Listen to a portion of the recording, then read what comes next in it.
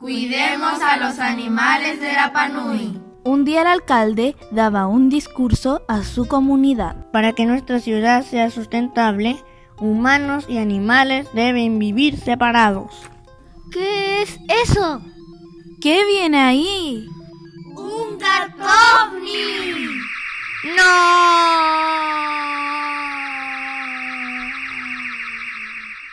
Pero Gatovni, ¿qué me has hecho? Ahora soy un gato. Miau. Y así el alcalde comienza su vida gatuna. Miau.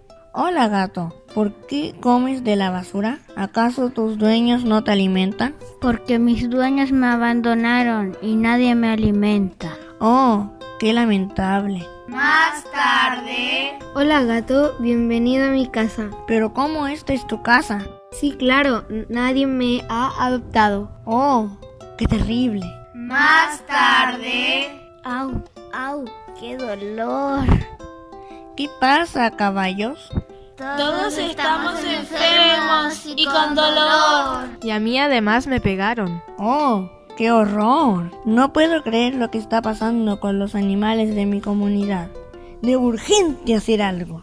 Gatovni, por favor, transfórmame a mi forma humana, que tengo mucho trabajo que hacer por los animales de Rapa Nui. Más tarde... Luego de mi vida gatuna, debo decirles que para que nuestra ciudad sea sustentable, debemos convivir con amor, animales y humanos.